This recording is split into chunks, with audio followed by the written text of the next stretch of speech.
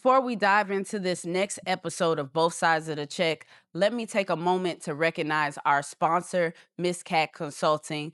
We help people that are looking to start their own business take your concept to company. So if you're interested in learning more, make sure you go to connectwithmisscat.com. In the meantime, sit back, relax, and we're going to pull back the curtain of entrepreneurship while we sit down with another great check writer. Everybody, it is your girl, Miss Cat, your coach, accountability partner, and teacher, and I'm here another episode, Both Sides of the Check. And here on Both Sides of the Check, we feature the best of the best check writers. Okay, I'm a little biased, but that's just because they're on the show. But we have some great check writers that are here to talk about their journey of entrepreneurship. So today we're gonna just jump right in because I'm excited for this next conversation. So why don't you go ahead and introduce yourself to those that may not know you? Yes, thank you. My name is Michelle Rice, and I am a Jill of all trades. But to pinpoint what I do a lot. Okay. So I'm a pastry chef. I'm a self-taught cake decorator. I'm an independent consultant for a jewelry company. I do hair. I do makeup. I'm a caterer. You name it, I do it. I'm a serial entrepreneur.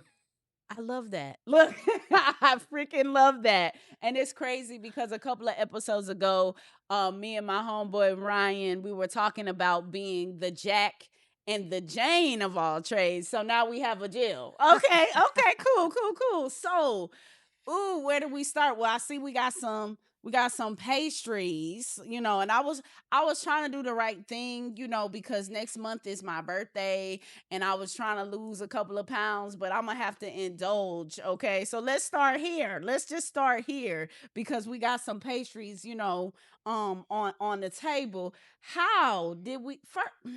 I don't know where to start. How about this? You tell us where this starts. Oh man. So I was born way, way back yonder. Okay. Like I'm old school, but my great great granny, she was the baker. Okay. And I was in the kitchen, just like any normal little girl. And I learned how to bake my first 7 Up cake at literally age 7. Wow. And Okay. then I remember receiving an easy bake oven. And it was like, boom, here we are. Yes. So I was always the one who was designated to do the treats for like potlucks and family gatherings, when there was a family gathering. So fast forward, this is where we are. I decided to go back to school. And after people telling me I couldn't go back to school, Look, what? Like, don't tell me what I can't I do. mm-mm. And so I got in school and you know, after having raised 3 boys and all that good stuff and went to school to be a pastry chef. Okay. And I just knew I needed to do something else, with my gift, you Mhm. know. And I kept saying, I'm gonna go back to school. I'm gonna go back to school. My pastor pulled my coattail one day. He said, I keep hearing you talking about Mm. going back to school. I ain't heard you say you enrolled in school. I said, oh, say less. Say less. Gotcha. But the funny part about it though, I enrolled in the school just because, I had Yeah. that push. Yeah. The whole time I didn't even realize that it was a French culinary school. Mm. I literally did not. I was on a high. That adrenaline had me rolling. And so the first day in class, the chef said something and it didn't sound appropriate. Yeah. And I'm like, what is he Mm. talking about? I got the butterflies in my stomach. I went to the restroom, Yeah. gathered Got myself yourself. together. Yeah, and I came back. I was like, okay, all right, here we come, 2 years. Here we Yeah. come. And even while in school, um, I watched YouTube, and I tell everybody that I attended YouTube You University. gotcha. So Gotcha. yeah, that's where the cake decorating part comes in at. Got you. Okay. So so we don't take the audience and, the people that's tuning in, we don't want to take them too fast. We want to, kind of dive in. So I would imagine in one point in life, you had a 9 to 5, right? Did you have a job, right? So let's talk about the job that you had in the transition from job to full-time entrepreneurship. Let's start there and see where that journey takes us. I was in corporate America, specifically oil and gas, Mm. and yeah. So you was making that money on look Yeah, them coins. yeah. It Okay. was interesting because even then I was doing treats, Yep. and I was sitting at my desk, and this one company that I was at, I'd have like a cooler sitting to the side of my desk, Mhm. and the truckers would come in. I'm like, Mhm. hey, I got this, I got that, and then people would say, hey, this cake is good. I would bake for the Yeah. Christmas parties and whatnot, and I went to school.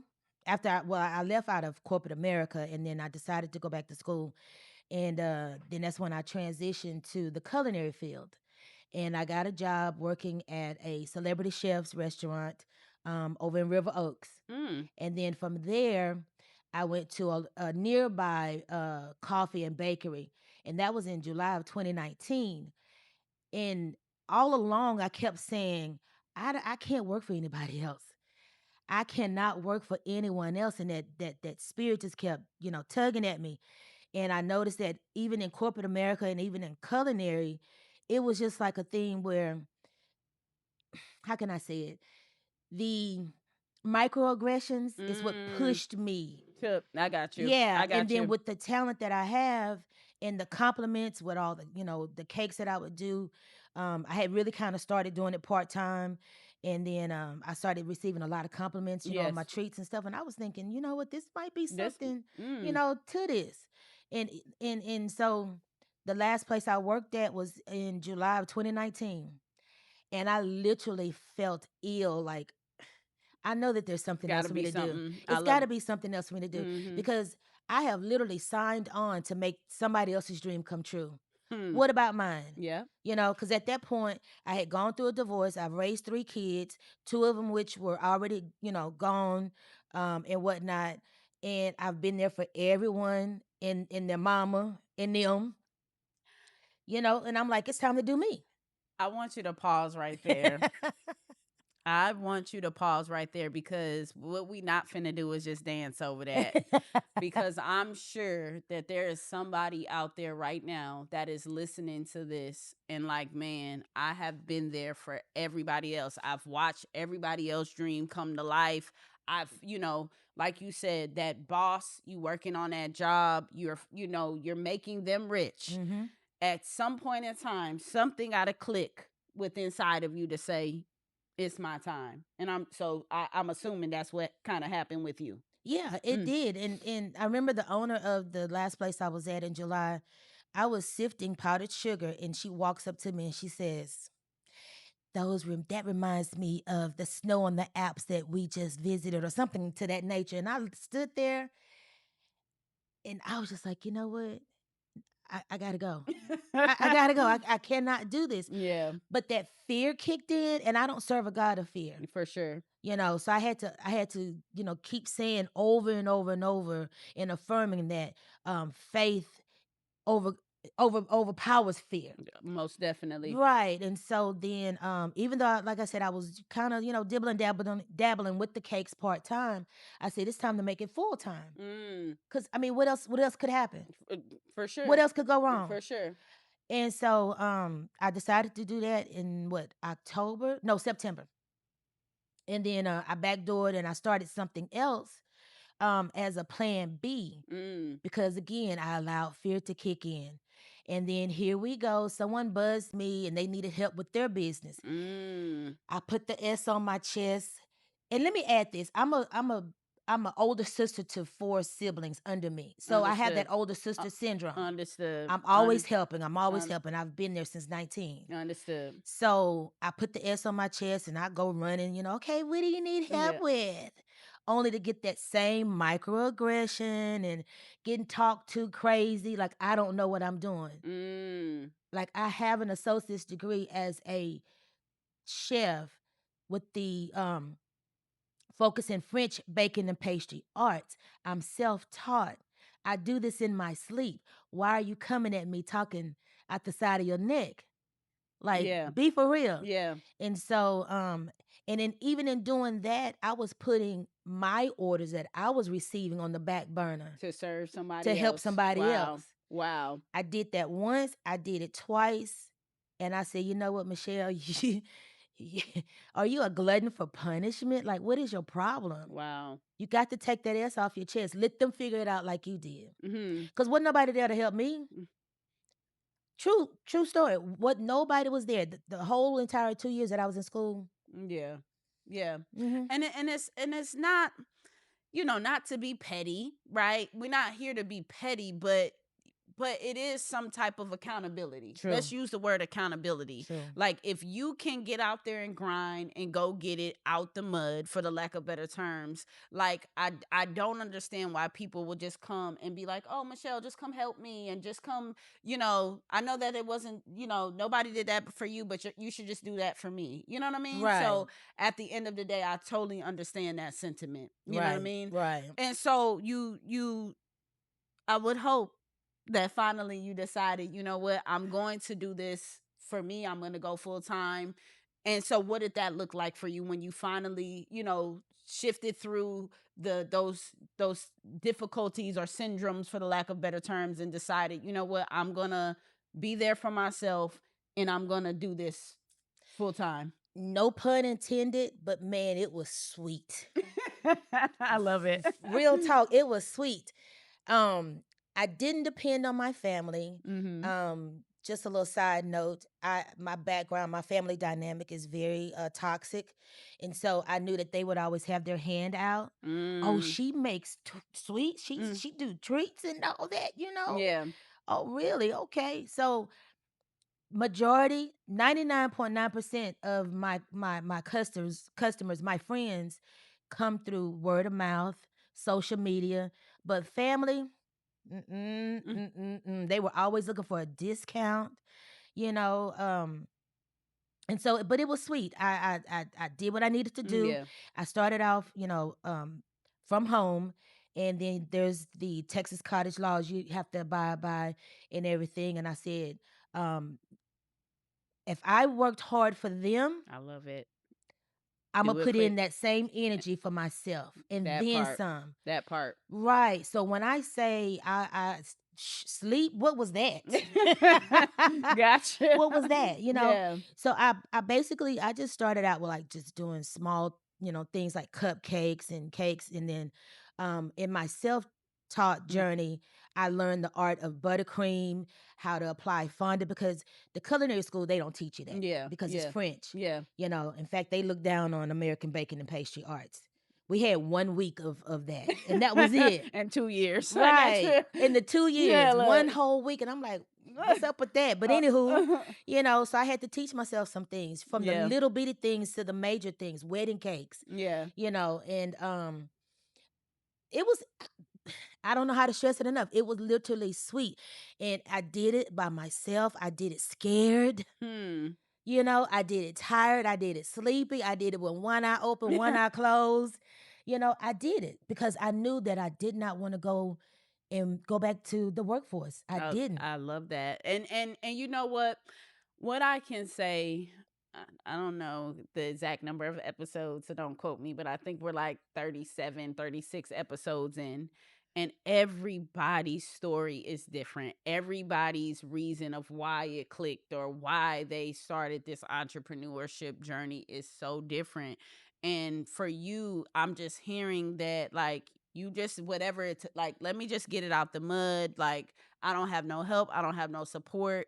Like, I'm just gonna get it. And is it fair to say, because of that fear, like the fear of having to go back to a 9 to 5, would you say that kind of was like on your back? Like, I ain't trying to do this no more. Is that safe to say? It's safe to say, and not only that, but because I have three boys, three young men, I had to be their inspiration. I grew up selling cool cups and pickles and hot chips and Cheetos and whatnot. That was my hustle. Yeah. So it was in me. Yes. And so then having kids and all, so I was like, okay, I enjoyed that when I grew up. Let me show them how to do it. But I had that mindset that, let me show them how to do this, because I don't want them to have to experience the same thing as I did in terms of working for others. I love it. Be an entrepreneur, work for yourself, work for yourself. And we literally turned that little side hustle into a business. I had a cash register. One of the boys would go to the door, take the order, come back and fill it, ring them up. And we would have people literally knocking at the door at 1, 2 o'clock in the morning.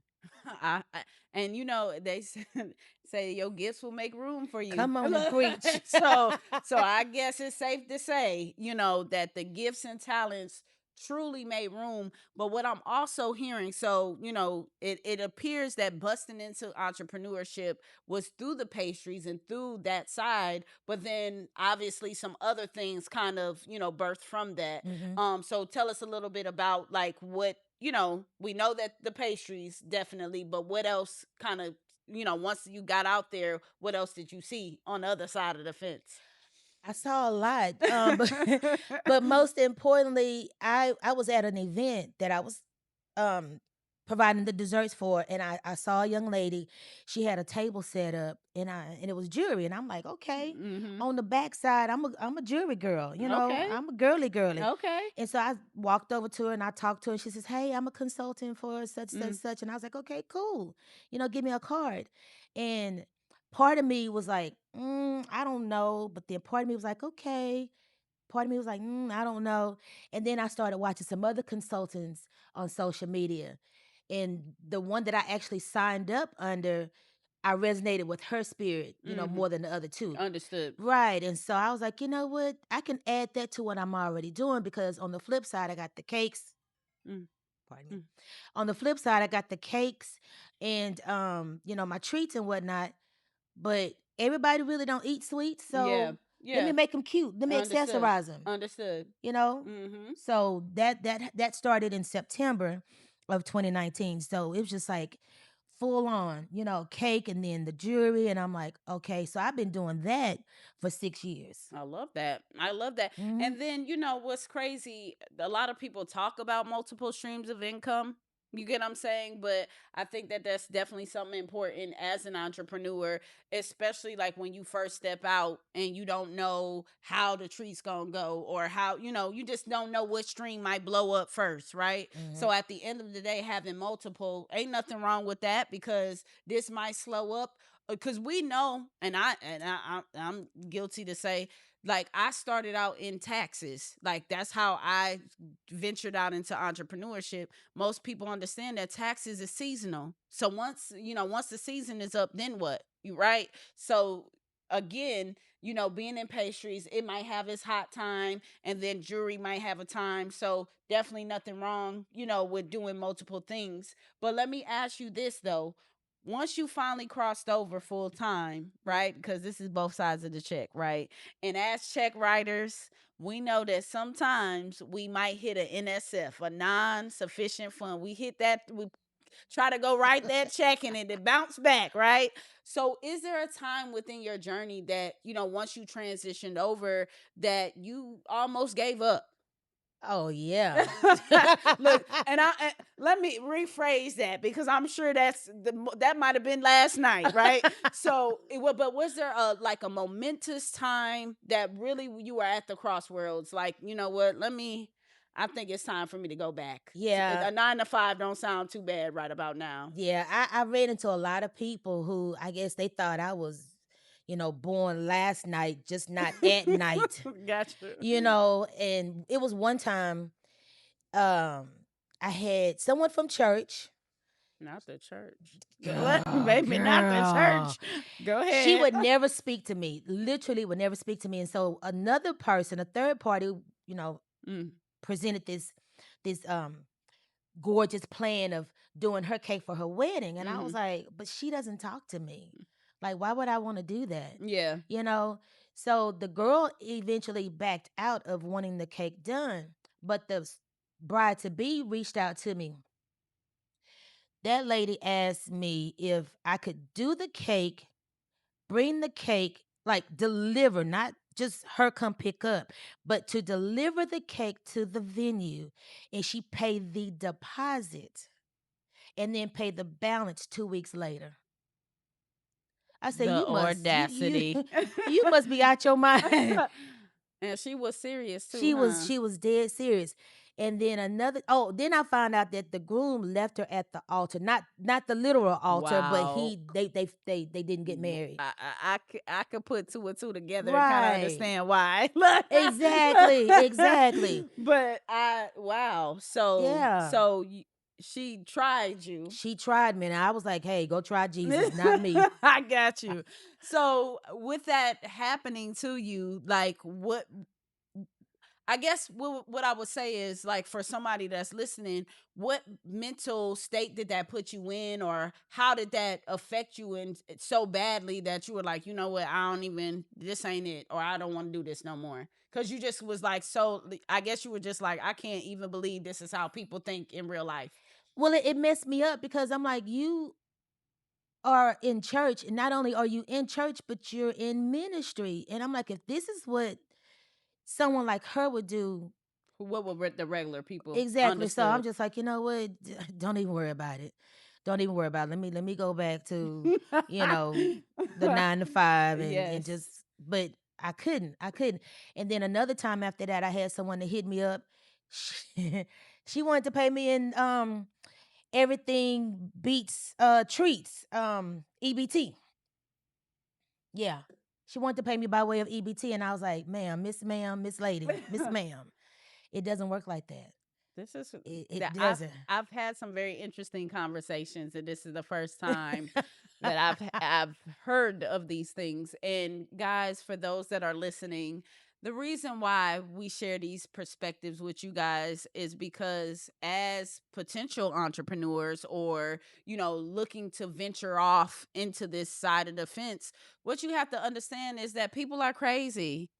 Like, people are just Mhm. crazy, and they will try you because they think, oh, they're black, or they don't do real business, or ghetto. I mean, whatever stigma, you know what I'm saying? They're a woman. We get tried because we're women, we're black, whatever the case may be. So this is just the other side. This is both sides of the check. We That try part. to show you the other side, that people will try you because they think that for whatever reason that you're unqualified, or because they wouldn't go into the bakery with something like that, but they just assume that, okay, I could try her like that.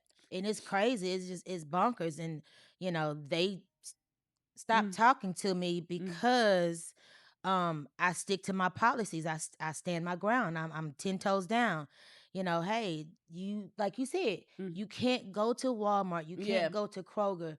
And a funny story, I even tried that. Being a cake decorator at both what they call them big chain Mm-hmm. stores. Yeah. And people would literally come in. They want these fancy smancy cakes, on a Walmart price, and then would ask me, "Oh, do you know anyone who can do a cake like this?" And in my head, I'm like, Mm, yeah. "Yeah, but you Exactly. already shopping here, so I already know what your Exactly. budget is." You know what I'm Exactly. saying? Exactly. And so I get a lot of that too. And that's something that makes me want to just say, you know what, I'm done with this. You gotta um chase them down Yeah. for the deposit. Because my thing is, if you call me and Mm, you're inquiring about a cake, in my brain, I'm expecting you're ready for your invoice for your yes. deposit. For sure. You For know, sure. but what I've had to learn is that, okay, she's just inquiring. She's gonna go. She's gonna check with this person. She's gonna check with that person. She's gonna see if Nunu can do it. She's Yeah. gonna see if her Yeah. cousin. Checking around for real. Yeah, For but real. then she circles back, and by that time, I done moved on to the next That's cake order. and you know what? Something that you said kind of even resonated with me, and again, this show is to expose but also to educate. You know what I'm saying? Because I want people to understand that, like, everything ain't always sweet. You know what I'm saying, on this side of the fence. But one thing that I would imagine that helped get you through is you said that, hey, I formulated a policy, and now it's like, hey, this is my policy, this is what it is, and Hmm. and this is how. And I think that if you have some standard that you stand by, if that's fair to say, then that helps you get through those clients and customers, that beyond that other stuff, right? Right, If right, that's fair to say. So, right. and I do want to ask you, because as we kind of near the end, one thing that I like to do is, on the show, we like to leave deposits. We like to leave, nuggets and just advice for those that are looking, to join this journey. And one thing about you, you said that, people tried you. They were trying, they were trying to get over this, that, and the third. So for some people that are crossing over customer service, things of that nature, what are some, I guess, some nuggets or jewels or gems that they might start a little treat business or whatever, and they may encounter that. How do you get through that? Stick to your guns. Do not fret over folks who try to come at you sideways. Just stick to your policies. Mm. And all customers aren't good customers. Sometimes you got to pass it up. Sometimes you have to say no, and nip it in the bud at the first sign of disrespect. If you get a customer who doesn't want to pay you and they say, "Oh, I want to pay you in cash," no, if that's not your policy, don't accept it. Stick to your guns. God will send you the customers. I love You that. just have to have faith and don't let the enemy get in your head. Because if it's truly something that you want to do, he will try to kill, steal, and destroy. For sure. So don't allow it. Don't For allow it. sure. Shut out the noise, no matter what you have to do. In fact, you gotta want it so bad that what's the saying? You gotta want it more than you want to breathe. For sure. You Eric know. Thomas. For sure. So just be genuine, be real. Don't be rude. Even though they want to make you go there Yeah. with them. Yes. But at the end of the day, just provide a good service and make sure that your items that you present, because we eat with our eyes. Mhm. Be accountable. Don't put anything out there that's looking all raggedy, and do your homework in terms of your packaging and how to present it, how to price it, and get your certificates of food safety items in place and all that good stuff. Even if you have to do it from home, everybody can't afford a kitchen incubator, as they call them. I love that. So do it from home. Make sure you ain't got some critters running around, because baby, the minute and take good pictures. Take good Yeah. pictures. He mentioned it. Take pictures of your stuff. Don't plagiarize and take Yeah. pictures of other people's stuff and try to pass it off as yours. I've seen that a lot too. Yeah. And I'm like, wait a minute, that ain't yours, girl. I know the person that baked that cake. Like, Exactly, exactly. And that's crazy. But I think the baseline of what you're saying, and if I could sum it all up, and just use what you have. You get what I'm saying? Like, God has given us enough, and use what you have, and let Him increase it. Is that fair to say? That's so fair to say, because if He takes you to it, He gonna take you through it. I love that, and that's very, very, very true. So if we want to, I know you do a lot, and we didn't have a chance to cover all of that. But for those that want to connect with you and learn more, and just get more information about you, how do we do that? I am on social media. I'm on Facebook under Michelle Rice, and I have a separate business page for curbside cakes and treats. I also, if you are into the bling and jewelry and you want some affordable jewelry, I'm on social media, Facebook specifically under Be Jewel Butterfly, which is BEE. Be Jewel Butterfly. So you can find me there, because you can get both and be cute and, indulging in some treats at the same I know that's time. right. I know that's right. Well, I appreciate you, Michelle, for coming in and just definitely, giving it to us raw and sweet, and giving us a treat, for lack of better terms, right?